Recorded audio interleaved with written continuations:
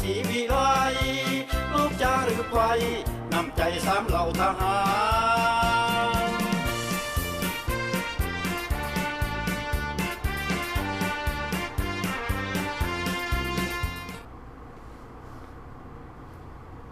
สวัสดีพี่น้องชาวลาวทุกตัวนะพบกันในแรงวันประหัสวันที่26มีนาคม2026ในเวลา 5 โมงจากสหรัฐอเมริกาจากรัฐแคลิฟอร์เนียพี่น้องพบกันทิศละครั้งทิศละเทื่อเนาะแรงวันประหัสหรือว่าแรงวันศุกร์ใน2วันนี้เราจะมาพบกันบอกถึงประเด็นการเมืองลาวว่าเขาจะแก้ไขการเมืองลาวนี้จากการเมืองที่ว่าเผด็จการไปสู่เสรีประชาธิปไตยได้อย่างไรอันนี้ก็เขาก็ย้ำกันมายาวนานหลายฝ่าหลายปีพอสมควรแต่เขาก็ต้องมาย้ำเรื่อยๆพี่น้องถ้าบ่ย้ำคนลาวเขาก็จะบ่มีจิตมีใจในการลุกขึ้นต่อต้านกับลัทธิเผด็จการให้จะได้เขาจึงสิให้คนลาวเขากะให้จะได้เขาสิให้คนลาวเขาหันเขาจะยกตัวอย่างเนาะยกตัวอย่างจากนานาชาติจากหลายประเทศที่เขาต่อสู้เพื่อประชาธิปไตยของเขาเจ้าพี่น้องเห็นว่าแต่ละประเทศที่เข้าสู่มาเพื่อประชาธิปไตยของเขาต้องแลกกันด้วยเลือดเนื้อเสื้อไข่เอาในเมื่อก่อนพวกคอมมิวนิสต์เขามาแทรกแซงรัฐบาลราชอาณาจักรลาวเขาก็ใส่ชีวิตแลกชีวิตต่อสู้ทางในและนอกสู่อยู่ในป่าก็สู่อยู่ในทางรัฐบาลก็สู่สร้างเครือข่ายขึ้นภายในรัฐบาลราชอาณาจักรยุบแย่แบ่งแยกนักเรียนนักศึกษายุบแย่แบ่งแยกนักการเมืองการทหารใช้เวลา30 ปีได้ผลได้ไสชนะของพวกพรรคคอมมิวนิสต์แต่เดี๋ยวนี้เขาก็รู้อยู่แล้วว่าพรรคคอมมิวนิสต์บ่มีใครอยากต้องการอยากจะให้เกิดขึ้นอยู่ในประเทศลาวอีกต่อไปเมื่อก่อนไปยังประชาชนคนลาวในนอกประเทศจึงเห็นดีเห็นงามกับคอมมิวนิสต์ก็ย้อนว่าบ่ฮู้จักเนื้อในของคอมมิวนิสต์เป็นแนวใดบ่ฮู้ว่าคอมมิวนิสต์น่ะมันเผด็จการขนาดใดแค่แต่รัฐบาลภายเสรีประชาธิปไตยของพวกเฮานี่ทำดีที่สุดแล้วแท็กกับบริษีภาษีกับบริเก็บเงินเดือนข้าราชการทหารตำรวจทุกแขนงการได้รับทุกเดือนพี่น้องแต่ประชาชนส่วนใหญ่ถูกยั่วยงให้เกียรติสั่งสหรัฐอเมริกาว่าสหรัฐอเมริกาจะคืนกินประเทศเราและพวกสมุนของอเมริกาคือรัฐบาลราชอาณาจักรเราหุ่นจักรพรรดิเขาห้องว่าหุ่นจักรพรรดิในเมื่อก่อนคอมมิวนิสต์เขาใส่ให้ภายรัฐบาลราชอาณาจักรเราว่าหุ่นจักรพรรดิอเมริกายั่วยงให้คนลาวในยั่วยงให้คนลาวนอกยั่วยงให้ข้าราชการทหารตำรวจให้หลงเสือว่าถ้าเข้าร่วมขบวนการคอมมิวนิสต์พวกท่านจะได้ดีในอนาคตพวกท่านจะได้ยังพวกท่านได้บัดพวกท่านอยู่นำรัฐบาลราชอาณาจักรลาวนี่อยู่นำรัฐบาลหุ่นอเมริกานี่พวกท่านก็ได้พวกจะได้กินไปทุกเดือนทุกปีแล้วจะบ่สร้างหั่งสร้างหนี้ให้พวกท่านแต่ถ้าพวกท่านมาเข้าร่วมขบวนการคอมมิวนิสต์กู้ศาสตร์นี่เมื่อใดประเทศลาวขึ้นกับรัฐบาลคอมมิวนิสต์แล้วพวกท่านจะมั่งมีดีได้พวกท่านจะร่ำจะรวยพวกท่านจะได้ยังพวกท่านได้เบิดอันนี้คือการหลอกลวงต้มตัวของพรรคคอมมิวนิสต์ในเมื่อก่อนจึงเฮ็ดให้คนลาวที่ด้อยการศึกษาด้อยความรู้ด้อยความฉลาดได้กลายเป็นเหยื่อของพรรคคอมมิวนิสต์เขาจึงใช้เวลาแค่แต่30 ปีเขายึดอำนาจจากรัฐบาลจากรัฐบาลราชอาณาจักรลาวได้ด้วยใช้พลังของประชาชนใช้พลังของนักเรียนนักศึกษา ใส่พลังของรัฐบาลส่วนหนึ่งใส่อำนาจของรัฐบาลส่วนหนึ่งลงคะแนนเสียงให้ฝ่ายคอมมิวนิสต์ได้คะแนนหลายกว่าในสภานี่คือการโค่นลงแต่เมื่อได้มาแล้วบ่ได้ตามความฝันบ่มีใครได้ตามความฝันถูกจับถูกกุมถูกยิงเป่าจึงพากันต้นออกนอกประเทศนักเขียนนักศึกษาที่เคยร่วมมือกันลุกขึ้นขับไล่รัฐบาลและสัญจักรลาวก็พากันต้นขาดน้ำของเอาชีวิตหลอดย้อนกลัวจะถูกจับและถูกฆ่าพี่น้องนั่นคือการหลอกลวงนั่นคือการต้มตัวของพรรคคอมมิวนิสต์และทุกวันนี้50 ปีผ่านไปมันก็ยังตัวอยู่เหมือนเดิมตัวทุกวันตัวประชาชนคนลาวแล้วตัวองค์การสหประชาชาติตัวคนทั่วโลกพี่น้องเพื่ออยู่รอดของรัฐบาลเผด็จการนาบคู่เข็นข้าราชการทหารตำรวจพร้อมด้วยประชาชนนักเรียนนักศึกษาห้ามต่อต้านนโยบายรัฐเห็นบ่ถ้าไผออกมาต่อต้านรัฐบาลรัฐและนโยบายรัฐผู้นั้นจะต้องถูกหายสาบสูญหรือขาตายให้เห็นเพื่อให้คนที่ทั่วไปนั้นย่านกลัวบ่ให้เอาเป็นแบบอย่างพี่น้องนี่คือการนาบคู่ของรัฐบาลเผด็จการทุกคนในประเทศลาวผู้จักกันหมดทุกคนนับแต่หัวทอมาแข้งขึ้นไปจนเฒ่าจนแก่ผู้นโยบายตัวดีๆแต่บ่มีไผกล้าจะร่วมมือกันลุกขึ้นต่อต้านย้อนกลัวความเผด็จการของพรรคหลายๆย้อนกลัวเผด็จการบ่สามารถจะติงตัวได้นี่คือปัญหาที่เฮ็ดให้พวกเฮาลาวเสรีบ่สามารถจะช่วยเหลือได้พี่น้องต้องคิดพวกทานอย่ามาดูถูกลาวนอกว่าลาวนอกว่าได้แต่เว้า no ลาวนอกเป็นผู้สร้างพลังลาวนอกเป็นผู้ให้กำลังใจลาวนอกเป็นผู้ให้การช่วยเหลือลาวในจะต้องเป็นผู้ห้องขอหรือว่าเรียกห้องจากต่างประเทศยกตัวอย่างคืออิหร่านในปัจจุบันนี้อิหร่านในปัจจุบันนี้เป็นอย่างสหรัฐอเมริกาจึงสามารถเข้าถล่มอิหร่านได้แบบถูกต้องตามกฎหมาย47 ปีที่รัฐบาลเผด็จการเค้นขาพี่น้องอิหร่านนั้นจับคุมขังนักการเมืองผู้ใดที่มีแนวคิดแตกต่างจับไปคุมขังจนตายฆ่าคุกถ้าผู้ใดคุณแห้งแน่ก็ยิงเป่าตายโลดเพื่อนาบคู่บ่ให้คนทั่วไปเอาแบบอย่าง47 ปีที่เผด็จการคุมอำนาจ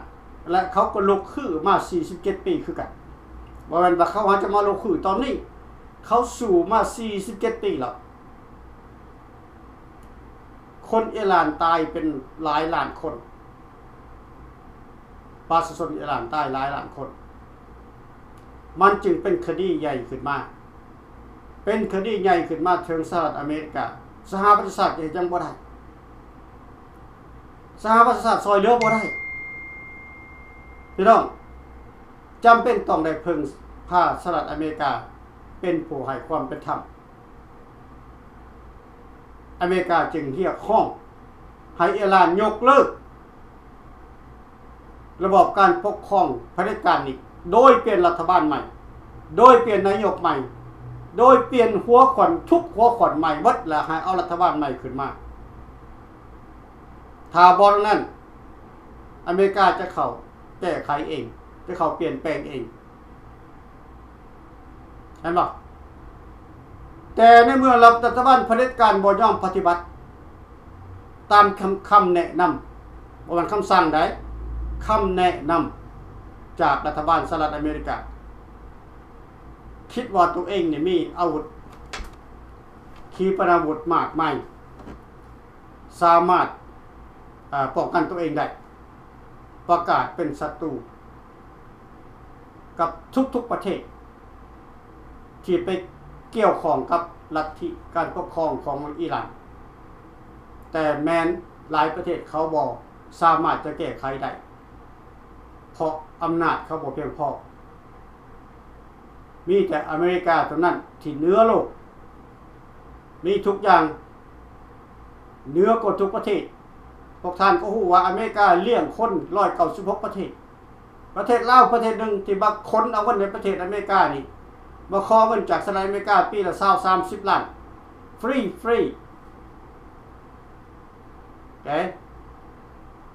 พี่น้องในเมื่อว่ารัฐบาลเผด็จการบ่ยอม cooperate บ่ยอมปฏิบัติตามบ่ยอมให้การร่วมมือ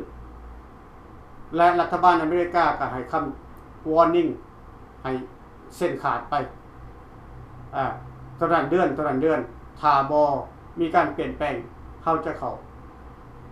ไปเปลี่ยนแปลงเองแต่สุดท้ายมาก็เจรจาบ่ได้เพราะรัฐบาลอิหร่านบ่ยอมเปลี่ยนแปลงฉะนั้นแล้วมันต้องถึงเส้นขาดคันเส้นขาดมันก็ต้องเข้าถล่มกันตามนโยบาย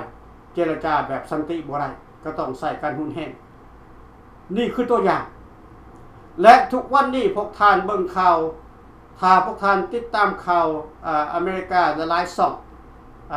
ข่าวยุโรปหลายๆช่องพวกท่านจะเห็นแต่ละช่องมันจะเพิ่นจะเปิดเผยได้บ่คือกันเนาะเพราะว่าข่าวนั้นมันแต่ละเขตมันไกลกันแต่พวกท่านจะเห็นว่าคนอิหร่านนี่ประชาชนนี่เขายังลุกขึ้นส่วนหนึ่งแล้วเขาก็แตกกันออกมาอยู่ซ่านเมืองลุกอยู่ซ่านเมืองมาประท้วงอยู่ซ่านเมืองจูดไผ่เฝ้าป่าเพื่อประท้วงเพื่อให้สหรัฐอเมริกาได้รู้ว่านี่คือคนดีเห็นป่ะเขาบ่ยอมพี่น้องและคนลาวเฮาเด้อยู่ซื่อๆสหรัฐอเมริกาเขาไปซอยเหลือมันเป็นไปได้ยากเพราะแต่ละเดือนแต่ละปี50 ปีผ่านมานี่รัฐบาลสปป.ลาวนี่ได้เขียนใบรายงานต่อสหรัฐอเมริกาว่าทุกอย่างเป็นไปได้ความต้องการของสหรัฐอเมริกาประชาชนลาวบ่ได้ทุกข์ยากเกินไปเพราะอเมริกาให้การช่วยเหลือเพราะอเมริกาให้เงินคำเพื่อแบ่งเบาความทุกข์ยากของประชาชนลาวถ้าอเมริกาบ่ให้เงินมาแบ่งเบาความทุกข์ยากของประชาชนลาวประชาชนลาวจะตายบดเกลี้ยงนี่คือคำตัวอเมริกาก็ต้องให้20 ล้าน30 ล้าน50 ล้านบางเทื่อก็100 ล้านเอาไปให้เลยเงินสุดที่ว่าได้มาจากอเมริกาหรือว่าองค์การนานาชาติหลายประเทศที่ช่วยไปตามหลังอีกเนี่ยมันบ่เคยถึงมือประชาชนข้าวเม็ดนึงก็บ่ได้กินนำรัฐบาลน้ำจอกนึงก็บ่ได้กินนำรัฐบาลแล้วเงินส่วนนั้นมันไปใส่พวกพี่น้องคนลาวต้องคิดถ้าเฮาบ่ลุกขึ้นมาใส่ความรุนแรงถ้าเฮาบ่ลุกขึ้นมาใส่พลังรวมกันต่อสู้พรรคนั้นรัฐบาลให้โลกเขาได้เห็นนำเฮาว่าคนลาวในประเทศบ่ต้องการรัฐบาลคอมมิวนิสต์คนในประเทศบ่ต้องการลัทธิคอมมิวนิสต์คนในประเทศต้องการอยากเปลี่ยนแปลงรัฐบาลขอให้อเมริกาช่วยแน่คำเว้าแค่นี้ออกมาถึงขาดจะยิงกันตายก็ต้องยอมตายพี่น้องเสรีประชาธิปไตยบ่มันแสดงมาฟรีๆภาษาอังกฤษเพิ่นว่า freedom is not free นี่คือคำขวัญของสหรัฐอเมริกา freedom is not free แล้วพวกทานยังได้มาฟรีๆในประเทศลาวมันบ่ได้พวกข้าพเจ้านี่สู้มาก่อนแล้วในเมื่อก่อนเนี่ย10 กว่าปีอยู่ในป่าตั้งแต่175จน191คนทหารกู้ชาติทหารลาวขาวตายหลายปานใดพวกท่านเข้าใจบ่พี่น้องไปยังเฮาจะยอมตายเพราะเฮาต้องการประชาธิปไตยเฮาต้องการเอกราชเฮาบ่ต้องการให้ รัฐบาลหุ่นแก้วแดงเข้ามาครอบครองประเทศเขาจังสู้เพื่อปกป้องแผ่นดินสู้เพื่อปกป้องอธิปไตยแต่สุดท้ายเขาก็เสียใส่ย้อนหยังก็ย้อนคนลาวบ่ให้การสนับสนุนคนลาวบ่ให้การหัวไม้หัวมือทุกอย่างมันต้องขึ้นกับประชาชนบ่มันจะขึ้นกับทหารฝ่ายเดียวต้องขึ้นนำประชาชนเป็นหลักประชาชนต้องร่วมมือกับทหารก็ต้องร่วมมือกับข้าราชการพวกในสภาพวกรัฐมนตรีพวกการเมืองตั้งกลุ่มการเมืองขึ้นมาตั้งขบวนการต่อต้านเผด็จการขึ้นมาประกาศให้โลกเข้าหาผู้สู้กันตายเป็นตายแก้วมันบ่สามารถจะทำลายพวกทานได้เสื้อข้าพเจ้านี่แก้วนั้นมันบ่สามารถติ้งตัวได้ถ้าคนลาวเฮาแข็งแรงทหารแก้วมันเต็มในประเทศลาวนั่นเฮาก็ต้องเปิดเผยมันให้โลกเข้าหาผู้ว่าประเทศลาวนี่อยู่ภายใต้การข่มขู่ของทหารแก้วถ้าคนลาวประกาศให้โลกหาผู้เพิ่นก็ฮู้จักว่าลาวนี่อยู่ภายใต้การควบคุมของแก้วของทหารแก้วมันก็แห่งดีขึ้นเฮาก็จะมีอำนาจขึ้นในการต่อรองกับสหประชาชาติอดีตเงียบมาแต่1975พุ่นอยู่ภายในประเทศมีแต่ทางนอกสู่กันนำแคมป่าแคมบ้านแคมเมืองสู่กับพวกทหารแก้วแดงสู่กับพวกทหารลาวแดงประชาชนบ่ได้ให้การหัวไม้หัวมือสมมุติเห็นพวกเฮาย่างไกลตรงให้ตรงหน้าไปรายงานทหารเมืองไปรายงานพ่อบ้านไปรายงานกองหลอนมาดับศูนย์พวกเฮามากวาดล้างพวกเฮาแล้วสุดท้ายมาได้หยังบ่ได้หยังจะคนให้หน้าตะกร้าเขาก็ยึดเฮือนซ่านบ้านซ่องเขาก็ยึดเงินคำกำแก้วเขาก็ตัดเบิดตัดแล้วยังบ่แล้วอีกต้องไปหาเงินเสียค่าภาษีอีกบ่มีเงินเสียค่าภาษีเขาก็ต้องจับเห็นบ่นี่คือการกดขี่ของรัฐบาลเผด็จการถ้าพวกเขาบ่ให้การร่วมมือทุกอย่างมันก็จะเหมือนเดิมมันจะบ่มีการเปลี่ยนแปลงลาวนอกหลายองค์การหลายกลุ่มที่พร้อมจะช่วยเหลือพวกเราในพวกเขาอยู่เห็นเราในลุกเราในเนี่ยบ่แม่นแต่ว่าประชาชนบ่ขอบ่แม่นข้าพเจ้าบอกถึงภายในรัฐบาลส่วนหนึ่งที่เห็นว่ารัฐบาลนี่บ่มีความเป็นธรรมต่อประเทศชาติบ้านเมืองต้องแยกออกมาช่วยกันปกป้องประเทศชาติบ้านเมืองบ่มันจะไปร่วมมือกับรัฐบาลพอฮู้ว่ารัฐบาลบ่ดีก็ต้องแยกตัวออกมารวมมือกับประชาชนรวมมือกับทหารเพื่อขับไล่เผด็จการเพราะเรานอกทุกวันนี้พวกเขาพร้อมทุกอย่างเพื่อจะช่วยเหลือพวกท่านเพื่อจะแบ็กอัพพวกท่านขอเพียงแต่ให้พวกท่านลุกขึ้นและให้ฮู้เด็ดเดียวว่าสนธิสัญญานั้นเป็นไม้ตายของพวกท่านถ้าพวกท่านบ่บอกถึงสนธิสัญญาเวียงจันทน์น่ะพวกท่านจะถูกฆ่าตายฟรีเขาจะหาว่าพวกท่านเป็นกบฏเขาจะหาเรื่องใส่ว่าพวกท่านเป็นผู้ก่อการให้ถ้าพวกท่านบ่เอาเรื่องสนธิสัญญาขึ้นมาเว้าพวกท่านต้องเริ่มต้นมาแต่มือเริ่มต้นในการเจรจาในวันที่นั่นวันที่นี้จนสุดท้ายมาแก่วันที่21กุมภาพันธ์1973นั่นคือสัญญาเด็ดขาดว่าลาวต้องโฮมลาวปราศจากแก้วปราศจากอเมริกาปราศจากคนต่างประเทศมีแต่ลาวทั้งสองฝ่ายคือฝ่ายซ้ายและฝ่ายขวาเท่านั้นในสนธิสัญญาแต่สนธิสัญญาบ่ได้ถูกปฏิบัติไกรสอนยกเลิกในปี1975วันที่2ธันวาคมหลังจากยึดอำนาจไกรสอนยกเลิกสนธิสัญญาสั่งประกาศจับกุมข้าราชการทหารตำรวจประชาชนภายขวา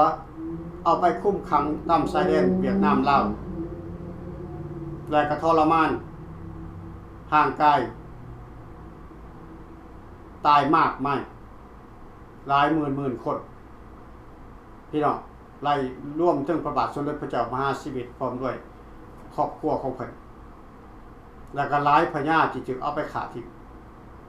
มีไผเว้าถึงได้มีไผท่วงหาได้บ่มีไผท่วงหาท่วงหาได้แต่สอกหาบ่ได้เพราะถูกคัดขวางจากรัฐบาลคอมมิวนิสต์สปป.ลาวทุกวันนี้ก็เหมือนกัน50ปีแล้วรัฐบาลลาวบ่เคยเปิดประเทศไทยลาวญาติพี่น้องของผู้ที่ถูกฆ่าตายในสมัยยึดอำนาจนั้นเข้าไปค้นคว้าหาซากศพเพื่อเอามาทำพิธีทางศาสนามันปิดประเทศขนาดนั้นเห็นบ่มันปิดบังขนาดนั้นเพราะมันบ่อยากให้โลกรับรู้ความผิดอยู่ในตัวของมันความผิดอยู่ในผู้นำของพรรคและรัฐความผิดของพวกรัฐบาลสปป.ลาวนี่มันมากมายจนบ่สามารถจะแก้ตัวได้มันจึงหลีกเลี่ยงคดีทุกๆคดีคือศาล ICC ที่เรียกขึ้นไปขึ้นศาลนี่ก็เคลื่อนมาจนถึงวันที่25ฮอดปี2025ฮอดปี2025มาก็ไปต่อเลื่อนไปเรื่อยๆอันนี้คือการขีดตัวแล้วมันจะตัวไปเรื่อยๆถ้าพวกเฮาบ่ปราบปรามพวกนั้นลาวในทุกคนต้องใส่ความกล้าใส่ความหาญอย่าสุไปย่านอย่าสุไปกลัวเกินเหตุเกินผลพี่น้องชีวิตมีเพื่อสู่บ่แม่นว่าชีวิตมีเพื่อกลัวความตายชีวิตลุกขึ้นเป็นคนมาเพื่อสู่เพื่อความถูกต้องสู่เพื่อประชาธิปไตยสู่เพื่ออธิปไตยปกป้องชาติปกป้องแผ่นดินเป็นหลักอย่าไปให้พวกบอดี้นี่ปกครองประเทศและมีอำนาจไปอีก50ปีถ้าพวกท่านบ่กล้าพวกเฮาก็บ่สามารถและอีกบ่นานเกินรอทุกอย่างมันก็จะเย็นไปพี่น้องมันจะเย็นไปเรื่อยๆแต่ในเมื่อมันเย็นไปแล้วอำนาจจะอยู่กับไผอำนาจอยู่นำพรรคและรัฐพวกท่านก็จะนับมือถือกดขี่พวกท่านจะหลีกเลี่ยงบ่ได้พวกท่านจะถือกดขี่ไปเรื่อยๆจากรุ่นต่อรุ่นจากรุ่นต่อรุ่นนี่คือระบอบเผด็จการที่เขาใส่ในประเทศเรายกตัวอย่างคือเหตุการณ์มันเกิดขึ้นมาใน 2-3 วันนี่บักเห็บตกทั่วประเทศความเสียหายหลายปานใดรัฐบาลเคยออกมากวดกล้าบ่รัฐบาลเคยออกมาให้กันช่วยเหลือบ่รัฐบาลเคยออกมาแก้ไขแนวสิ่งที่ขาดเคินบ่รัฐบาลเคยออกมาถามความเจ็บความเป็นบ่ภัยเจ็บภัยป่วยบ่รัฐบาลเคยให้กันอันนั้นสวัสดิการถ้าภัยถึกเจ็บถึกป่วยบ่มีเงียบเขาบ่สนใจสิตายเบิดประเทศหั่น7 ล้านคนถ้ามันคนลาวทั้งหมด7 ล้านคนตายเบิด7 ล้านคนนั่นมันก็ดีใจเพราะมันจะได้เอาแก้วเข้ามาแทนจาก7 ล้านคนเป็น15 ล้านคนจาก15 ล้านคนเป็น20 ล้านคนคนเข้ามาเพื่อจะยึดเอาแผ่นดินลาวนั่นคือความต้องการของพรรคและรัฐมันจะเห็นคนตายคนลาวตายหายสาบสูญหมดประเทศเพื่อมันจะได้เอาแผ่นดินไปให้แก้วยับใหญ่เข้ามาเป็นประเทศแก้วไปในตัวเพราะพรรครัฐก็แก้วท้องรุ่นก็แก้วทั้งพ่อทั้งแม่เสื้อสายลายดองของเขาเป็นแก้วทั้งพ่อทั้งแม่บ่แม่นซอดท้องรุ่นนะแต่เป็นแก้วเกิดใหม่ในประเทศลาวเสื้อสายตระกูลรุ่นศาสตร์ของเขาเป็นแก้วซ้ำเหนือแล้วเขาจะไปแค่ยังคนลาวทั่วประเทศนั่นเขาจะให้ตายหมดประเทศนั่นเขาจะได้มีอำนาจเขาจะได้มีความหังความมีของเขาเจ้าฉะนั้นแล้วเขาจึงอยากให้พวกท่านนั้นเฝ้าฟังเฝ้าเฮ็ดเฝ้าทำการต่อสู้ของพวกเขานี่ข ของลาวนอกนี่มันเว้าได้แต่คำซ้ำนี่เฮ็ดได้แต่ซ้ำนี่อันนี้เว้าจริงๆถ้าเฮาไปแห้งกว่านี้มันก็ผิดกฎหมายเฮ็ดได้บ่มีแห้งบ่เฮ็ดได้มีแห้งเฮ็ดได้ถ้ากฎหมายอนุมัติถ้ากฎหมายปล่อยให้เฮาเฮ็ดได้อันนี้กฎหมายบ่ให้เฮาเฮ็ดย้อนหยังบ่ให้เฮาเฮ็ดเพราะทุกอย่างมันเย็นในประเทศลาวรัฐบาลลาวบ่เคยเสนอต่อรัฐบาลสหรัฐอเมริกาหรือวัฒนศาสตร์ในสิ่งที่ว่ามันจะเป็นต้องเปลี่ยนแปลง No เขาบ่ต้องการเปลี่ยนแปลงเขาต้องการสืบทอดเด้อให้เข้าใจพี่น้องสบายดีท่านนายโกสวัสดีท่านดร.กุลีขอทักทายสวัสดีเด้อพวกต้องลูกเต้าหมดทุกผู้ทุกคนทั้งเด้อสบายดีแล้วก็ขอทักทายไปยังพ่อแม่พี่น้องชาวลาวเฮาที่สดับรับฟังอยู่ทั่วทุกมุมโลกมื้อนี้ก็เป็นวันประหัสวันที่26แล้วจะสิ้นเดือนแล้วเนาะท่านดร.กุลีสำหรับทหารกล้าผู้เป็นบก.ก็ได้ออกมาตามเรียกตามงานจะได้มาเผยแพร่ข่าวสารนโยบายต่างๆให้พ่อแม่พี่น้องแล้วก็ขอพ่อแม่พี่น้องชาวลาวเฮาอยู่ทั่วมุมโลกประเทศใดก็แล้วแต่อยู่ทางประเทศไทยก็แล้วแต่ประเทศลาวไทยก็แล้วแต่เนาะที่สนใจแล้วก็ขอความกรุณากดไลค์กดแชร์กันคนละแชร์พ่อแม่พี่น้องกดกันไปเพื่อให้พ่อแม่พี่น้องได้รับชมรับฟังข่าวสารต่างๆที่บ้านเมืองเฮาโลกเฮากำลังเดือดร้อนทุกสิ่งทุกอย่างอยู่เท่าปัจจุบันนี้แล้วก็ขอฝากความคมเพลงไปยังทานที่ปรึกษาที่เคารพทุกท่านพร้อมด้วยครอบครัวของท่านทางที่ปรึกษาทุกท่านและสมาชิกของสำหรับทหารกล้าหรือว่าฟรีเราก้าวเม่นทุกท่านอยู่ทั่วทุกมุมโลกบ่ว่าอยู่ไสก็แล้วแต่ที่สนับรับฟังนั้นก็ขอให้มีกำลังใจและข้าพเจ้าเองในนามในของศรีสัตนาโฆษกของรัฐบาลผู้นึงแต่หวนกลับมาพบกับพ่อแม่พี่น้องอีกน้องกับก่อนที่เข้ารายการแล้วกับข้าพเจ้าจะขอเข้ารายการบ่เสียเวลากับบ่หลายน้องยังมีเวลาอีกเล็กน้อยบ่ทันดร.เฟรรี่เจ้าเชิญเลยท่านตามสบายโอเคขอบใจหลายๆท่านดร.เฟรรี่ขอบใจหลายๆก็เฮาก็ได้มีสิ่งไปอาทิตย์2อาทิตย์เวลามันก็หรือว่าเวียกงานกันเนาะมันก็มีหลายสิ่งหลายอย่างที่เฮาได้กระทำนึงได้ไปนั่นไปนี่อันนี้ก็ขอให้พ่อพี่น้องนั้นเข้ามาติดตามรับชมรับฟังเนาะที่ท่านดร.เฟรรี่ได้แถลงการมานี้ข้าพเจ้าก็ได้รับฟังประมาณสัก10กว่านาทีนี่ไปแล้วก็เข้าใจเรื่องบ้านเมืองเรื่องสัญญาอนุสัญญาเนี่ยสำคัญที่สุดพ่อพี่น้องเรื่องราวนี่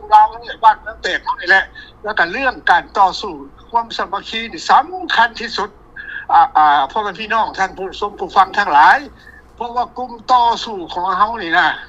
นักการเมืองของเฮาหลายๆกลุ่มนี่ก็มันบ่เข้าใจกันบ่สามัคคีกัน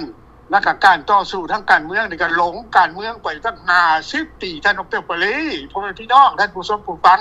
ก็ยังบ่เข้าใจว่าการเมืองคือหยังเฮาสิเอาหยังไปต่อสู้กับเขาสัญญาอนุสัญญา18ข้อที่สำคัญที่สุดวันที่21กุมภาพันธ์วันที่23นั่นก็สำคัญที่สุดที่สัญญากันมาตั้งรัฐบาลร่วมกันนั้นพ่อแม่พี่น้องในนครหลวงเวียงจันทน์นั้นแล้วอีกจังนึงพ่อแม่พี่น้องก็คงสิเข้าใจเนาะว่าสำหรับทหารกล้าหรือว่าพี่เล่าก้าวแม่นเป็นหยังบ่แม่นหน่วยงานธรรมดาเป็นฟรีเล่าก้าวแม่นมาได้หลายปีแล้วถูกต้องตามกฎหมายทุกสิ่งทุกอย่างในการต่อสู้นี่มันก็อาศัยพ่อแม่พี่น้องอยู่ทางในนั่นแหละหรือว่าอยู่ทั่วทุกมุมโลกนั่นน่ะที่เป็นประชาชนลาวเป็นอพยพที่แตกกันมาตั้งแต่75ถ้าว่าเฮาบ่มีประชาชนเฮาแล้วก็ต่อสู้บ่มีเสียงแล้วทุกสิ่งทุกอย่างมันก็เย็นไปเป็นน้ำก้อนเป็นน้ำแข็งฟรีไปคือตู้เย็นที่ท่านดร.ฟารีว่านี่แหละพ่อแม่พี่น้องแต่นี่มันก็ฟรีแล้วมันก็เย็นมาแล้วพ่อแม่พี่น้องท่านดร.ฟารี50ปีเข้ามาเลยดิคอมมิวนิสต์ข้าพเจ้าก็เคยบอกเคยเล่าให้พ่อแม่พี่น้องฟังว่ามันบ่มีคำว่าหมดอำนาจเขาเป็นแก้วบักท้องโลกท้องลุ้นมันก็เป็นแก้วหมดแก้วเสียมขวงแก้วไทยเหนือแก้วซ้ำเหนือแก้วกะเลอพวกนั้นบักจอมจอกสนไซบ่ได้ทำจอกคำไต่ก็แก้วหมดฮอดบ่ลูกบักไก่สอน 3-4 คนเป็นหัวหน้าสภาประธานสภาก็เป็นแก้วเพราะฉะนั้นคนลาวประเทศลาวเขาจะพัฒนาข้าพเจ้าก็ยังบอกแล้วดิคอมมิวนิสต์นี่น่ะเขาจะให้ประชาชนทุกอย่างอยู่ใต้อำนาจของรัฐบาลอยู่ใต้อำนาจของผู้นำเท่านั้นแม่นบ่พ่อพี่น้องท่านผู้ชมผู้ฟังฟังคักๆเขาจะให้อ่อนแอบ่ให้มีการศึกษาสูงกว่าเขาและอยู่ใต้อำนาจเห็นบ่ลูกเราหลานเราเฮาออกมานี่อยู่ในประเทศบ่ได้ได้ถูกลอบฆ่าลอบจับลอบสังหารอุ้มไปอุ้มฆ่าเห็นบ่อันนี้มันเป็นความจริงแต่ว่าพ่อพี่น้องนั่น6ล้าน7ล้านเห็นบ่เห็นแก้วยางล่ากินเต็มกับมันจะว่าบ่ได้ปากบ่ได้แ นเขาบ่ไล่เอาดินดอนต้นหญ้าก็เฮ็ดหยังเขาบ่ได้ก็ย้อนหยังย้อนความอ่อนแอมันบ่ทันดร.ปรีอ่อนแอไผอ่อนแอเพราะว่าพี่น้องนั่นสายนุ่มนั่นแหละแต่ลุกขึ้นต่อต้านคือประเทศไทยคือประเทศอื่นเขานั่นลุกขึ้นต่อต้านว่าเฮานี่เฮ็ดเพื่อประเทศชาติบ้านเมืองฮักเขตน้ำแดนดินเขามาล่วงล้ำประชาธิปไตยเขามาเอาทรัพย์สมบัติทั้งที่เฮาเป็นของเป็นประชาชนแล้วพวกนี้เป็นรัฐบาลเถื่อนเป็นรัฐบาลบ่ถูกต้องตามกฎหมายบ่เข้ามาในถูกต้องตามกฎหมายมันเป็นรัฐบาลผิดกฎหมายของสหประชาชาติผิดกฎหมายของลาวเฮาแล้วก็พวกนี้โค่นล้มกฎหมายโค่นล้มประชาธิปไตยโค่นล้มระบอบกษัตริย์โค่นล้มกษัตริย์เอาข้าราชการทหารจำนวนเป็นสมนาอยู่ตายเป็นหลายร้อยหลายพันมันผิดกฎหมายถ้าว่าผู้ที่นอกพ้องกันหมดประเทศนั่นน่ะคืออีหลงอีหลานไผก็แล้วแต่คือประเทศไทยนี่เขาลุกขึ้นพร้อมๆกัน7ล้านคน5ล้านคนนี่น่ะมันสิอยู่ได้บ่พี่น้องท่านดร.ปรีว่าจะไดแม่นแล้วคันลุกขึ้นมันสิอยู่ได้บ่เพราะว่าเฮาเป็นเจ้าของแผ่นดินเฮาเป็นเจ้าของประเทศยกสัญญาดูสัญญานี่ขึ้นมาแล้วสมัยหลัง1977นี่น่ะบักไก่สอนนั่นน่ะมันก่อนมันสิตายมันยังเซ็นเอาแก้วเข้ามาเห็นบอกว่าแก้วปล่อยเอกราชได้น้ำแก้วมันว่าเฮาบ่ได้เอกราชน้ำแก้วเฮามีเอกราชวันที่23กุมภาพันธ์อาทิตย์ที่แล้วชื่อได้บ่เฮาได้เอกราชได้เขตน้ำแดนดินได้รับการเป็นกลางจากฝรั่งเศสพ่อแม่พี่น้องต้องเข้าใจตัวนี้เขาจะคอยเป็นลาวร่างสร้างมาตลอดจะมามีทุนสร้างมาตลอดจะคอยมีทีมสร้างมาตลอดเขาเข้ามาตั้ง73 74 75นี่เซ็นสัญญาแล้วสร้างตั้งผสมรัฐบาลผสมงานลาว2ฝ่ายแล้วเอาสัญญา18ข้อขึ้นมาสุพรรณบุรีเนี่ยถือเกี้ยเกเรว่าไต่ลงมานั่นพวกพี่น้องต้องเข้าใจตัวนี้ลาวต้องเข้าใจตัวในรุ่นนี้มันพวกนี้เอาประชาธิปไตยมาให้แล้วมันเป็นรัฐบาลที่ถูกต้องตามกฎหมายแล้วพวกเขาที่ดีมันเป็นเรื่องดีน่ะมันเป็นหลายล้านคนเลยอยู่ในทั่วโลกนี่ฝรั่งเศสอเมริกาอิสราเอลไซก็แล้วแต่มันก็ย้อนตัวนี้แหละย้อนว่าเขาเมื่อนี้บ่ได้เขาก็ต้องจับไปส่งมาไปทำงานธุรกรรมไปต้องตายเขาจะค่อยพัดบ้านพัดเมืองหนีจากบ้านจากเมืองมาคนละพี่น้องเขาจะค่อยมีอำนาจมาอะไรรัฐบาลฝ่ายส่วนราชการจากประเทศแล้วเขาไม่ไปมีแต่ฝ่ายไส้ของใครจะคอยมีกำลังมีอำนาจเถื่อนเก็บภาษีเถื่อนน้ำพลพี่น้องเท่าคุณเมื่อนี้คุณพี่น้องเราจะไปขายประเทศสมปทานนั่นสมปทานนี่ขายมันดินเดือนเป็นงานขายมันทรัพยากรพื้นดินจะไปเอากำลังแก้วกำลังเวียดนามเข้ามาแล้วเขาจะคับอะไรเป็นรูปหันว่าจะท่านดร.ปรีว่าสายจริงมันกลับไปไทย700,000แล้วก็กลับเขาไม่ได้ย้อนอย่างมันบนเรียกบนวิญญาณขั้นกลับมาแล้วก็ถือว่าสุกาที่ต่อสีขานเขาบ่ได้เรื่องรัฐบาลเขาก็จับเขาอุ้มหายนี่แหละพี่น้องถ้าว่าเขามูลุกขึ้นเขามูโตสู่เขามูใส่สัญญาให้มันเดือดทั้งหมดขึ้นแล้วพี่น้องกับสิ่งที่ท่านดร.ปรีเป็นอธิบายมา2-3 นาทีนี่แหละเพราะพี่น้องอยู่ในประเทศเราจะเรียนทั้งหมดที่สุดเลยพี่น้องน้ำมันกำแพงการช่วยเหลือกับว่ามีทุกสิ่งทุกอย่างกันเดือนกันหน่อยลดเงินกับเฟ้อเข้าถึงกับแพงการแก้ไขทุกสิ่งทุกอย่างจะมีเด็ดขาดพี่น้องเขาจะปีบังคับให้เรื่องทุกเข้าไปจกตากันกินพูดกันกินลากกันกินผูมีกันมีคำผูมีอย่างนั้นลูกหลานแล้วมันติดยาเสพติดมองเมากันเข้าไปนี่คือแผนการของเวียดนามเหนือวัดสุดท้ายเขาก็จะเอาเวียดนามมายึดเอาประเทศลาวแล้วต้องว่าลาวคือป้องกันอะไรลาวเป็นรัฐบาลต้องขึ้นกับเวียดนามแน่นว่าท่านดร.ปรีมันจะไปเป็นแบบนั้นนั่นแหละได้อนาคตไว้นี่เลยอันนี้แน่นอนพ่อแม่พี่น้องให้ฟังแล้วฟังคำข้าพเจ้าแล้วคิดคักพิจารณามึงดีๆตัวนี้แน่นอนที่สุดถ้าว่าพ่อแม่พี่น้องยังนอนบ่ทันตื่นยังหลงยังไหลว่าเขาเป็นรัฐบาลที่ถูกต้องนั่นผิดแล้วก็ล่าสวย50 ปีผ่านมาแล้วสัญญา2025นี่เขาเล่นไล่นี่เขาจะมาขึ้นมาขึ้นสัญญาเขาประชุมเอาอยู่สหประชาชาติเขาแค่สู้ไปเลยได้เห็นว่าเขาถึงว่ามาเลยเพราะมันผิดเท่านี้สมมตินี่เขาด่าจากนั้นมันก็บ่มาพี่น้องนั่นแทนดร.ปรีเพราะมันผิดเท่านี้สัญญาตัวนี้เขาถูกต้องกับทุกสิ่งทุกอย่างเหลือแต่ว่าพี่น้องชาวลาวยังบ่เข้าใจเพิ่นทำไมยายรู้กันยังบ่เข้าใจว่าสัญญาคือหยังเขาแต่บ้านแต่เมืองมันย้อนหยังถ้าว่าฮู้จักแน่นอนมันเป็นเข้าสมาชิกเก่าลอกดองกันเข้าลูกขึ้นวัดประเทศนั่นมันสิอยู่ได้บ่เอาสัญญานี่เป็นหลักเวียดนามหรือประเทศใดที่ว่าขาดที่ว่าจับที่ว่าแกนมันก็ผิดเป็นบอกพี่น้องผิดสัญญาผิดกฎหมายอีกผิดกฎหมายโลกอีกเขาก็ขึ้นฟ้องอเมริกาก็อยู่ทางเฮาอยู่แล้ว อันนี้ให้พ่อแม่พี่น้องเข้าใจญาติหลายกันน่ะมันเฮ็ดให้เฮาเสียบ้านเสียเมืองเห็นบ่ได้ท่านดร.พอลี่ว่าหลายคนท่านน้ำทองน้ำแทงบ่เคยเข้าไปป่าสู้กันมาตั้งแต่75 76 10กว่าปีแม่นบ่นี่แหละเฮาสู้เพื่อหยังเฮาเสียสละเพื่อหยังเพื่อหยังตายเพื่อไผมันต้องคำว่าเสรีฟรีดอมนี่มันบ่ได้มาง่ายๆบ่ได้ขอเอามาง่ายๆเลยคือท่านดร.พอลี่แล้วฟรีดอม is not free เขาจะมาดิ it's not free freedom you have to do something เห็นบ่มันเป็นจังซั่นเพราะว่าพี่น้องเพราะฉะนั้นให้เข้าใจว่าการสุดได้บ่เสรีง่ายๆนี่แต่ให้เขาเปลี่ยนมาง่ายๆบ่ได้เขาตายมันเป็นยังพี่ยังนอกยังลูกยังหลานบ่ได้คายทอดอำนาจให้กันอีกแล้วมันต้องเงินแก้วอยู่ขึ้นอีกจำกัน100กว่าล้านอีกคือประเทศเขานั่นเขาก็ส่งคนเขาเข้ามาเป็นรัฐบาลอยู่ในสภาคุมในสภาไหนก็เจ๊งอีป่านนี้นะครับทุกคนเขาขวมก็เจ๊งนี่ไปซ้อนก็เจ๊งนี่หัวหน้าประธานสภาอยู่หั่นมันบ่คำไต่แบบสอนใช้นั่นก็เจ๊งนี่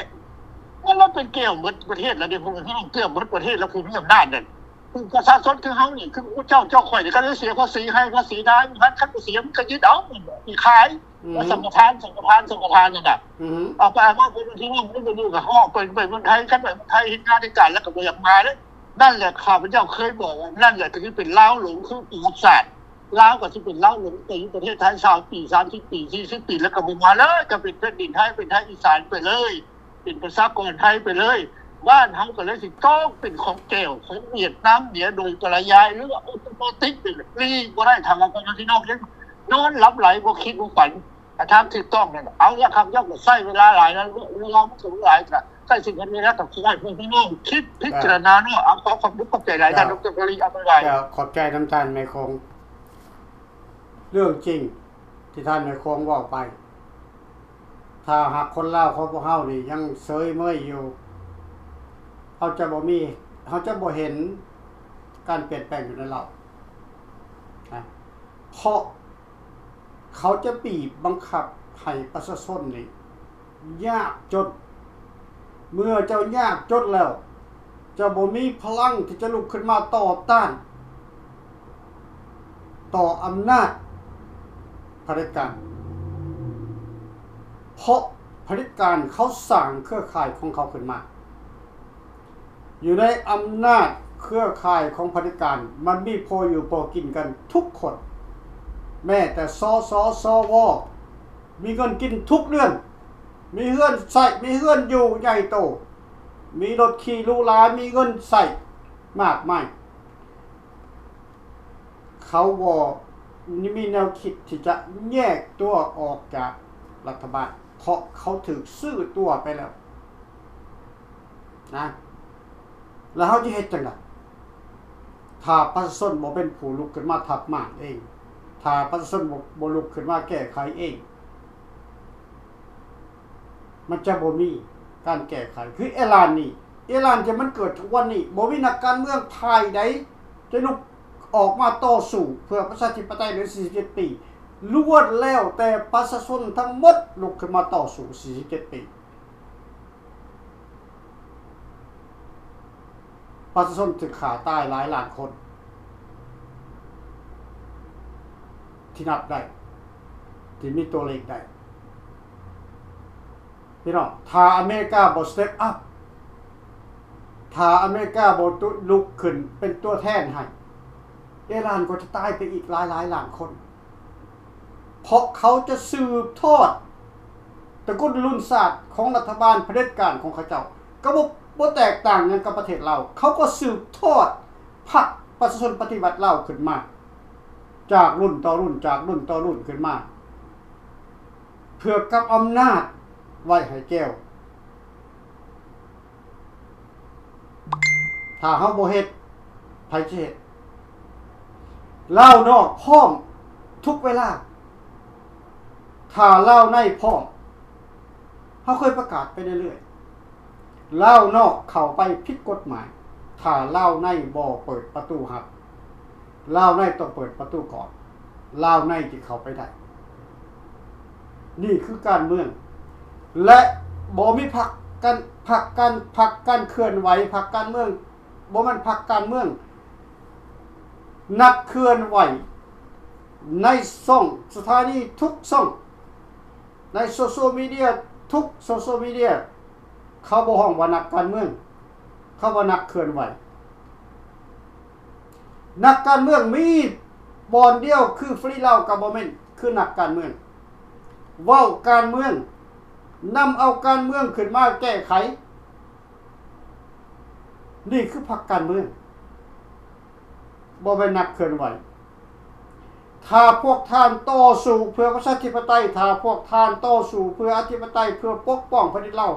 พวกท่านต้องอยู่เอาคำแนะนำของรัฐบาลฟรีลากับบ่แม่นไปดำเนินการนั่นคือการท่วงสนธิสัญญาของความเป็นเราเพื่อขับไล่แก้วออกจากอำนาจเมื่อได้แก้วออกจากอำนาจแล้วลาวรวมลาวแล้วทุกอย่างจะดีขึ้นเองทุกอย่างจะดีขึ้นเองมีรัฐบาลเดียวเท่านั้นที่จะเป็นตัวยื่นให้พวกท่านคือ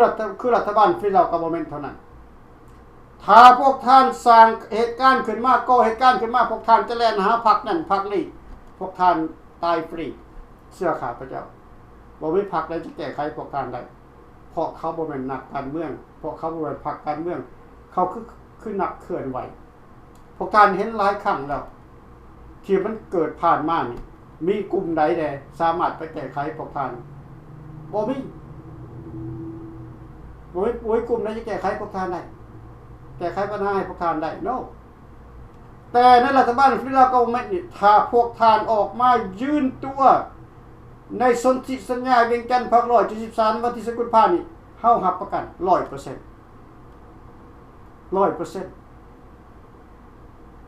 เฮาจะแบ็กอัพพวกท่านเขาองค์การสหประชาชาติเขาองค์การโลกถ้าเว้าถึงสนธิสัญญาบ่ให้เว้าเรื่องอื่นมาในการท่วงสนธิสัญญาโลกบ่ต้องเว้าเรื่องทุกข์เรื่องยากเรื่องเจ็บเรื่องป่วยเนาะบ่ต้องเว้าต้องว่าพวกเขาลุกมาร่วมตัวกันเพื่อท่วงสนธิสัญญาของความเป็นเราวันที่11กุมภาพันธ์173แค่นั้นพี่น้องมันก็จบแล้วเกมมันบ่ได้ยากแต่ถ้าพวกท่านจะให้มันยากก็คือทุกวันนี้แหละพวกท่านก็เว้าไปเรื่อยๆมื้อนี้มีเรื่องหยังก็เปิดปุ๊บมาอ่านมื้อใดเปิดที่โฟนมาอ่านก็เว้าไปตามหน้าเรื่องมันจะซื่ออันนั้นบ่แม่นการเมืองแก้ไขยังบ่ได้ no แก้ไขยังบ่ได้ถ้าพวกท่านรวมพวกเฮาท่วงสนธิสัญญาขึ้นมาเป็นหลักบ่สนธิสัญญาบ่งเดียวสนธิสัญญาของความเป็นเราแกนับแต่พรรค154 62 73สุดท้ายปราศจากเวียดนามแกทุกอย่างมันก็จะเป็นเหลี่ยวเป็นราวขึ้นมากันทันทีองค์การสากลก็ต้องเข้ามารับรู้ว่าโอเคเรื่องรัฐบาลสปปลาวที่กำอำนาจมาแต่ปี2575มานี่แม่นทุกอย่างเป็นละครหลอกลวงองค์การสหประชาชาติทั้งหมดเพราะได้มาแบบขบฏได้มาแบบกบฏบ่ได้มาจากเสียงประชาธิปไตยจากประชาชนเลยเห็นบ่อันนี้เขาห้องประกันเมืองพวกท่านจะเว้าท่วมป่าท่วมดงไปเว้าเรื่องนั้นเรื่องนี้ไปเรื่องขึ้นเราละครเรานิยายนี่มันบ่จบถ้าเว้าเรื่องสนธิสัญญาของคนเป็นลาวนี่มันจบโลดนะเขาจะฝากไปถึงทุกๆกลุ่มทุกๆพรรคการเมืองถ้าเป็นไปได้บ่จะเข้ามาร่วมในรัฐบาลฟรีลาก็เป็นไปได้ขอให้พวกท่านเว้าเรื่องสนธิสัญญาท่วงสนธิสัญญาเว้าตรงความเป็นลาวบ่ต้องเว้าเรื่องน้ำท่วมน้ำฝนตกมันแล้งต้นหนทางไปขี้ฝุ่นไปขี้ตมบ่ต้องเว้าไปมันก็บ่จบอันนั้นแกเพราะรัฐบาลลาวมันบ่ได้เดือดร้อนดอกจะไปแป้งหนทางย่านเขาโจมตีสิไปทมทางย่านเขาโจมตี no มันบ่ได้คิดเพราะฉะนั้นมันก็บ่ได้คิดจะว่าก็บ่ได้มั้ยยังได้ก็สร้างเอาเองหนทางน่ะยังได้ปูซีเมนต์ก็ไปเก็บเงินกันเขาไปซื้อปูนมาปูเอาแหละมันสิยากจังพี่น้อง อันนั้นคือแนวคิดของพรรคนั่นล่ะสบายดีท่านน้ำแท้ สบายดีท่านดร.พอดีสบายดี สบาย ส ดี บายดีสมาชิกทีมงาน3เราทัพทหารกล้าหรือสมาชิก3ดาวกอแม่นทุกคนหนาเนาะจนจะได้กะฝากความหวังนำพ่อแม่อายเอ๋ยน้องมวลชนคนลาวเฮาที่ยังมีน้ำใจเอื้อเฟื้อเอื้ออารีต่อประเทศชาติบ้านเมืองเฮา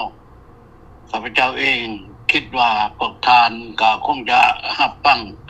ท่านดร.พอดีเพิ่นได้ออกมาประกาศถึงทุกอย่างข้อมูลคือนักการเมืองที่แท้จริงก็คือฟรีดาวกอเมนต์ที่ว่าเพิ่นต้องการให้พี่น้องประชาชนคนลาวหรือว่าเจ้านายอยู่ในประเทศลาวที่มีบังคับแบบบ่รู้สึกตัวเมื่อรู้สึกตัวแล้วบ่อนอาศัยก็คือฟรีดาวกอเมนต์วันที่กำจัดเขาได้ก็คือปี1973สัญญาสแนลแล้วเพิ่นก็ได้กล่าวออกมาทุกมื้อพี่น้องและส่วนใหญ่อยู่ในประเทศลาวนั่นพรรครัฐมันเฮ็ดหยังงัดข้อประชาชนแล้วประชาชนบ่เว้าถึงมันเลยมีแต่ว่าส้มเชยมันแม่นว่าสิเฮ็ดฆ่าสิตายแม่นทำลายอีหยังก็มีแต่ส้มเชยพี่น้องถ้าว่าคณะพี่ดาวกอแม่นเห็นพวกจะเป็นจังซี่แล้วแน่นอนดมไม้ตายเกิดตายแล้วตายอีกตายแล้วตายอีกก็บ่มีเปลี่ยนในประเทศลาวมันก็สิกินเหลือพอมันก็ลูกมันเหลือลูกมันก็หลานมันเหลือหลานมันก็เหลนมันแม่นบ่ล่ะท่านมันสิกินอยู่จังซั่นแล้วมันก็สิคุมเห็นอยู่จังซั่นแล้วเฮาไปหยิบประเด็นที่ว่าบ้านเมืองของเฮาถูกทำได้ถูกขายแผ่นดินนี่แล้วพวกท่านห้องโหโกสังกามาในคณะคือข้าพเจ้าเองน้ำแทงนี่ก็พวกข้าพเจ้านี่จะไม่แก้ไขให้บ่ได้นะอยู่ในเมืองลาวแม่นบ่ล่ะท่านเพราะว่าแก้วมันครอบคลุมอยู่ดิยกตัวอย่างข้าพเจ้าจะยกตัวอย่างคือกันกับเขาไปขายบ่อค่ำที่ว่าพี่น้องทำมากินได้ฝ่าราปีเป็น80-90 ปีขุดหู้ละขนาดใดล่ะเดี๋ยวนี้รัฐบาลเผด็จการมันก็ขายให้คนเจคนจีน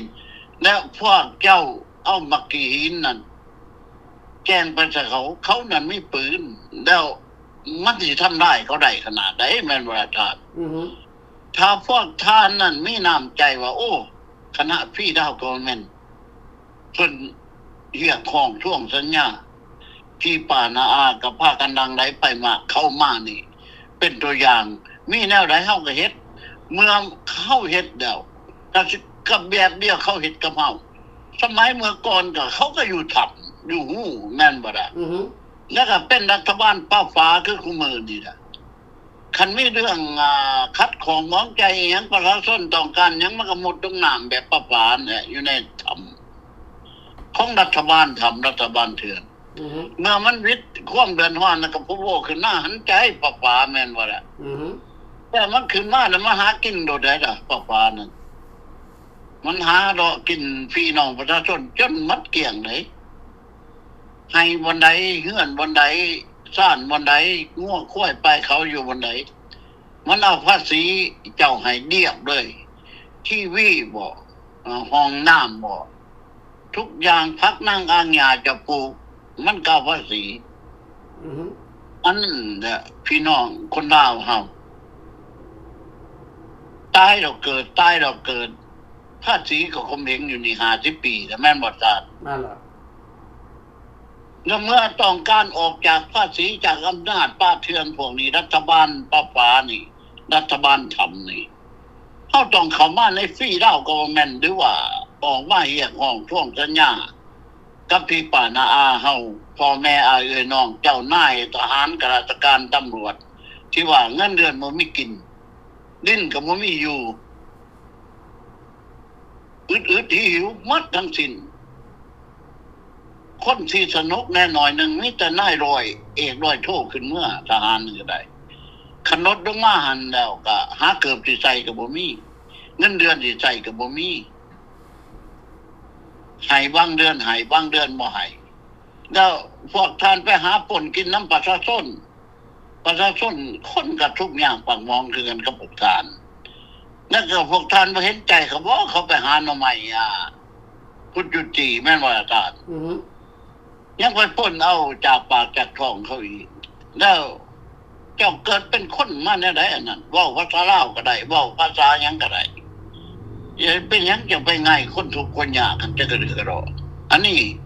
ข้าพเจ้าอยากประกาศไปหาพวกท่านว่าพี่ลาวกอแม่นเพิ่นตั้งขึ้นมานี่เพื่อปกป้องอธิปไตยของลาวเพื่ออยากให้ลาวมีความสุขเพื่ออยากให้ลาวอยู่เย็นเป็นสุขเพื่ออยากให้ลาวห่างมีดีได้เพื่อประเทศลาวจะบ่มีบ่อนขายบ่แห่บ่ค้ำขายยาบ้าฆ่ามนุษย์คือฟรีลาวกอแม่นแค่นั้นที่ว่ารัฐบาลมีความมั่นใจรัฐบาลขาวสะอาดรัฐบาลมีความรู้ความรักจะสร้างสาพัฒนาประเทศให้เจริญรุ่งเรืองให้มีอยู่มีกินจะมีแต่รัฐบาลฟรีดาวกองเมนต์แค่นั้นบ่มีเดี๋ยวนี้คือพระบาทสมเด็จเจ้ามหาชีวิตไทยเพิ่นลงไปเพิ่นก็ให้เงินให้น้ำมัน14 ล้านบาร์เรลหั่น14 ล้านบาร์เรลบ่คือกอลอนนี่แหละแล้วรัฐบาลลงไปรัฐบาลก็ให้7 ล้านได้แค่นั้นแล้ววัดประเทศลาวนั่นห้องโฮโกสังกะถ้าว่าเบิ่งประเทศไทยเขาเบิ่งเขาไปแห่กันเติมน้ำมันนั่นเป็นหยังแล้วคนลาวเขายังวุ่นวายตายเกิดต้องรัฐบาลสอโกงพวกนี้อยู่ก็บ่เบิ่งว่าบ้านเขาเมืองเขาแม่นบ่ล่ะท่านเขาก็เงยหน้าขึ้นเมืองแหนพี่น้องอย่าสิก้มหน้าใส่แต่รัฐบาลทำรัฐบาลเตือนนั่นได้มันบ่มีผลประโยชน์ในแก่ประชาชนลาวให้โทษพร้อมอีกด้วยบ่มีคนสะดวกหยังทั้งหมดเดี๋ยวนี้กันทาว่าท่องรุ่นศรีสุริตขึ้นมาห้องขอถวายตัวแก่พระบาทสมเด็จเจ้ามหาชีวิตไทยอีกครั้งหนึ่งจังสิมียากินจังสิมีน้ำกินจังสิมีน้ำมันใส่แล้วพ้นที่ให้บ่ล่ะพระบาทสมเด็จเจ้าชีวิตไทยพ้นที่ให้บ่ล่ะเพิ่นให้เท่าเพิ่นให้แล้วไหนเพิ่นไปเบิ่งก็แห้งแล้วแม่นบ่ล่ะแล้วก็พวกเจ้าก็มาท้าทายอีกพวกทหารแก้วมาท้าทายกับเพิ่นอีกเห็นบ่ล่ะบ่ไปมันก็มาเองเขาไปท้าทายแบบนั้นเห็นบ่ล่ะคำโบราณเพิ่นยังบอกคนไทยเขาว่าบ่ไปกระแดนมาหาเอียงกระแดนมาใส่หลายอย่างนะเขาว่ากันนะคนไทยแท้ได้เขาว่าวันนี้ถ้าวันใดคนลาวนั่นไปห้องไห้ไปร่นเลยเห็นเพิ่นไปเยี่ยมยามประเทศลาวนี่ไห้พากันไห้เบิ่งบ่เป็น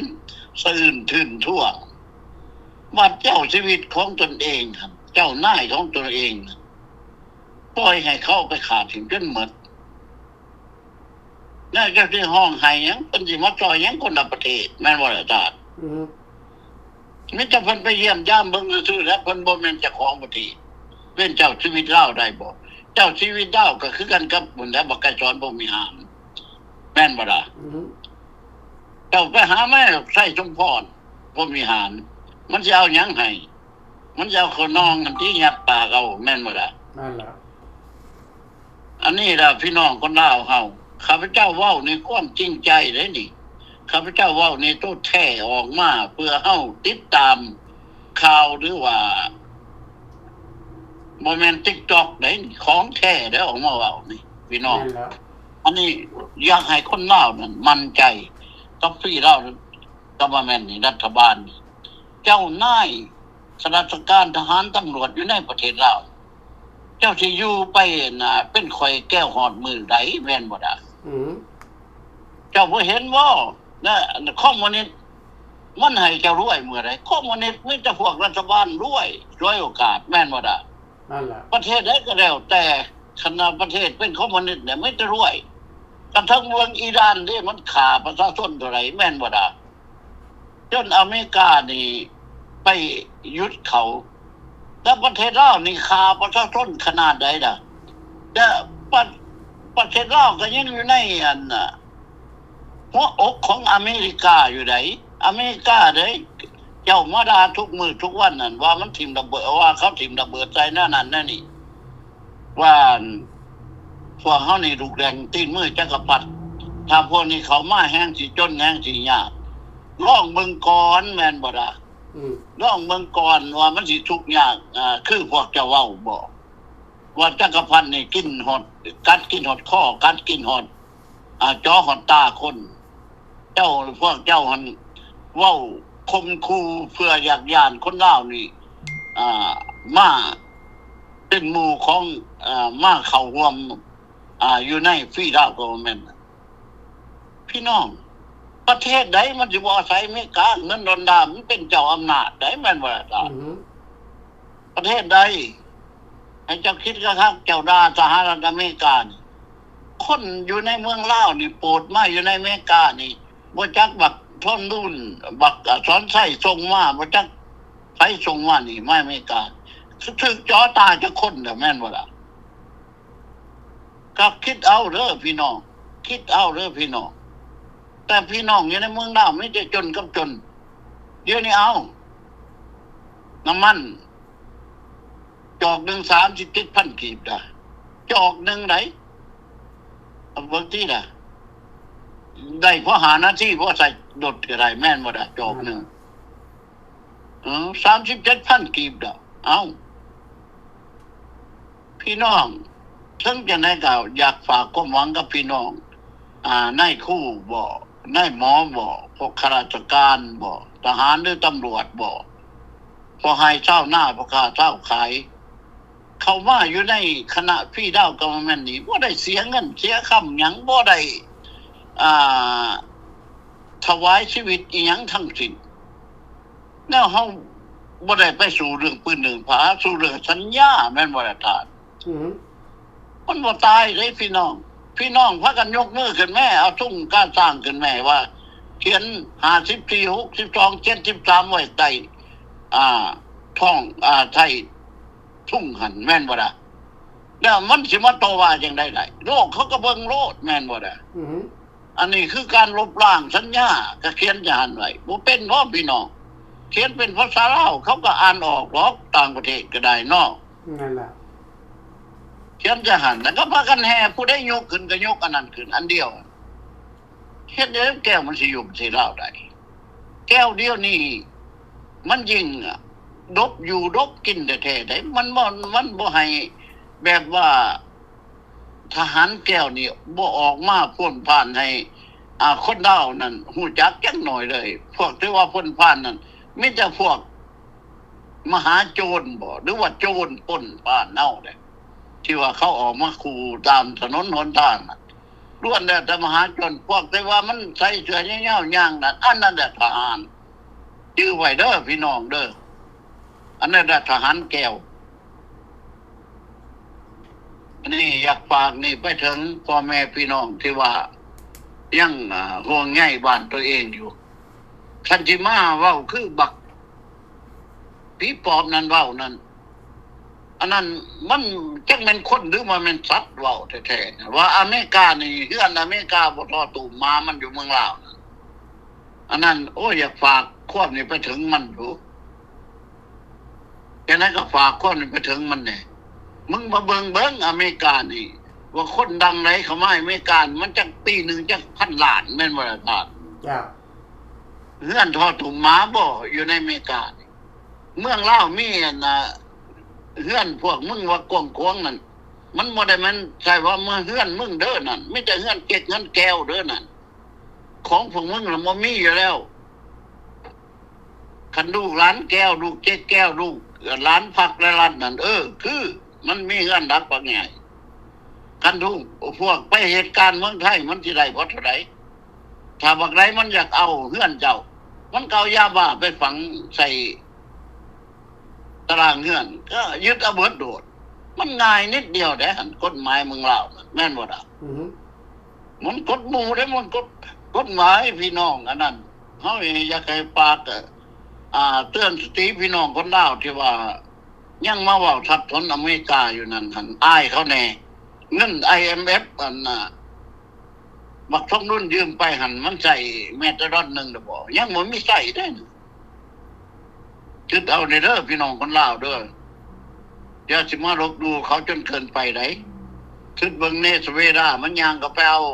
นายกมาโดดได้หอนเมกาตับแม่นบ่ล่ะ อือฮึ คันเขาเฮ็ดนั่นให้เจ้าคักไว้คักๆแหน่ให้เจ้าคิดไว้คักๆพวกเจ้านั่นถึงจะได้ก็ขอฝากความมาคุ้มแพงไปถึงพี่น้องทุกท่านแสดงการในค่ำคืนมื้อนี้ก็คิดว่าเหมาะสมจนได้เว้าออกเต็มปากเต็มคอแล้วเพื่อให้พี่น้องเข้าใจและข้าพเจ้าเช่นเดียวกันและทุกท่านเช่นเดียวกันถึงจะได้กับฝากก็มาคอมแพงถึงพ่อแม่อายเอ่ยนอกคณะพี่เราก็แม่นหรือ3เราทัพทหารกะพร้อมคนดาวที่ว่ายังหักศาสตร์ตามต้นศาสตร์ยังหักแผ่นดินนั่นก็ถ้าว่าพวกเฮารอความหวังก็ขอให้เป็นความหวังของพวกเฮาเป็นน้ำหนึ่งใจเดียวกันเด้อพี่น้องเด้อขอจบเพียงเท่านั้นท่านดร.บ๊ายบาย เจ้าขอบใจท่านแทน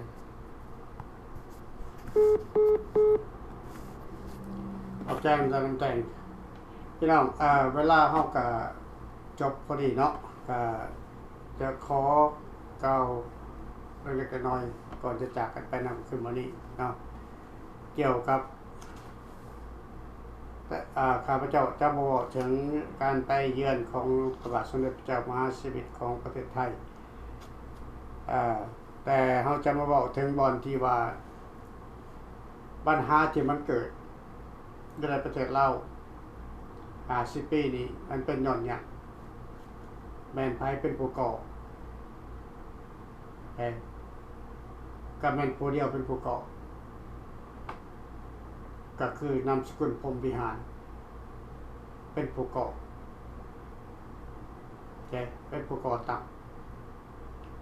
สร้างความวุ่นวายสร้างความยากจนให้คนลาวทั้งประเทศจะแม่นพรหมวิหารต่อมาก็แม่นสีพัดดอนถ้าเฮาอยากเห็นประเทศลาวนี่มีการเปลี่ยนแปลงก้าวไปสู่ความเจริญรุ่งเรืองต้องขับไล่ตระกูล2ตระกูลนี้ออกจากอำนาจการปกครองต้องขับไล่อำนาจของพรรคประชาธิปไตยลาวออกจากการปกครองลาวและนำเอาพรรคลาวร่วมลาวเข้าสู่การปกครองใหม่ก็คือสนธิสัญญาเวียงจันทน์1973ถึงแม้ว่าลาวภายซ้ายของภายในลาวหักศาสตร์ของภายสุพรรณวงศ์หายสาบสูญไปหมดแล้วแต่ก็ยังมีลาวภายเสรีคือลาวราชอาณาจักรลาวอยู่ภายใต้การนำพาของฟรีลาวกาโมเมนต์ที่จะเข้าไปแก้ไขปัญหาเรื่องสนธิสัญญานี้ข้าพเจ้ามั่นใจว่าลาวภายซ้ายยังมีเหลือข้างอยู่แต่บ่สามารถจะออกมายืนตัวให้พรรคประชาธิปไตยลาวรู้จักเนาะแต่เมื่อท่านฮู้ตัวแล้วท่านบ่ต้องเว้าถึงอีกภายซ้ายท่านบ่ต้องเว้าถึงอีกภายกลางพวกท่านต้องยืนอยู่ในขัวเท่านั้นต้องเป็นคนลาวภายขัวจัดคือรัฐบาลราชอาณาจักรลาวประเทศชาติจึงจะมั่นคงประเทศชาติจึงจะก้าวหน้าถ้าเฮายืนอยู่ในขัวจัดนำกันชาติจะมั่นคงเท่านั้นที่ข้าพเจ้าจะฝากให้ทุกๆ กลุ่มทุกพรรคการเมืองเพราะว่าบ่มีสิ่งใดอีกที่จะดีไปกว่านี้เขาเห็นกันมา50 ปีแล้วคอมมิวนิสต์มันยึดอำนาจมาสร้างแต่ความชิบหายให้ประเทศชาติบ้านเมืองสร้างแต่ความทุกข์ยากให้แก่ประชาชนมันถึงเวลาที่จะต้องปรับปรุงและแก้ไขได้ถ้าหากเข้ามารวมกันคิดรวมกันทำเรื่องสนธิสัญญาเวียงจันทน์นี่มันจึงจะแก้ไขปัญหาทุกอย่างได้ในวันนี้ข้าพเจ้าขอจบไว้ส่ำนี้ฝากไปถึงทุกๆพรรคการเมืองฝากไปถึงทุกๆกลุ่มอยู่ในประเทศลาวมีปัญหาหยังอยากสอบถามอยากรู้จักส่งอีเมลเข้ามาข้าพเจ้าพร้อมที่จะอธิบายให้พวกท่านได้เข้าใจนำกันเนาะขอบใจนะครับคืนวันนี้พบกันใหม่ในอาทิตย์หน้า